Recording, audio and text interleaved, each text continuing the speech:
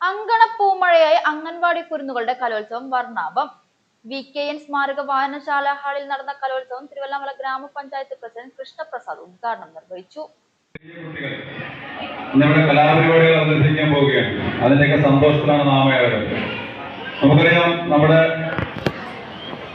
സമൂഹത്തിന്റെ വളർച്ചയ്ക്ക് കുരുന്നുകളിൽ നിന്ന് തന്നെ തുടങ്ങണമെന്ന് നമുക്ക് അറിയാം. അപ്പൊ നമ്മുടെ കുരുന്നുകളിൽ നിന്ന് അവരുടെ കലാഭാവനയും കഴിവും ഒക്കെ തെളിയിച്ചുകൊണ്ട് മുന്നോട്ട് കൊണ്ടുവരേണ്ട കടമയും കർത്തവ്യമൊക്കെ മാതാപിതാക്കളും അതുപോലെ തന്നെ നമ്മളെല്ലാം നിശ്ചിതമാണ്. അതിന്റെ ഭാഗമായിട്ടാണ് നമ്മൾ ഇവിടെ ഈ പരിപാടി നടത്തുന്നത്.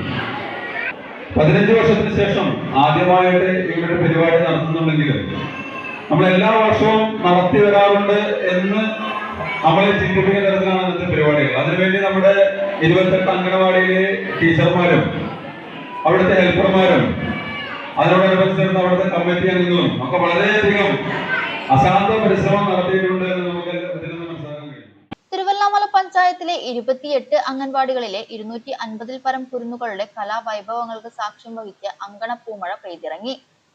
VKN സ്മാരക വായനശാല ഹാളിൽ നടന്ന അങ്കണപ്പൂമഴയ്ക്ക് ഗ്രാമപഞ്ചായത്ത് വൈസ് പ്രസിഡന്റ് ഷീല പണിക്കർ അധ്യക്ഷത വഹിച്ചു. വികസനകാര്യ standing committee chairperson Baby Rajitha, ക്ഷേമകാര്യ സ്റ്റാൻഡിംഗ് കമ്മിറ്റി ചെയർപേഴ്സൺ പത്മിനി, ഗ്രാമപഞ്ചായത്ത് അംഗങ്ങളായ മനോജ് കുമാർ, ജാഫർ പരുത്തിപ്ര, സൗമ്യ സുരേഷ്, സജിത സുരേഷ്, ICDS സൂപ്പർവൈസർ ദീപ എന്നിവർ സംസാരിച്ചു.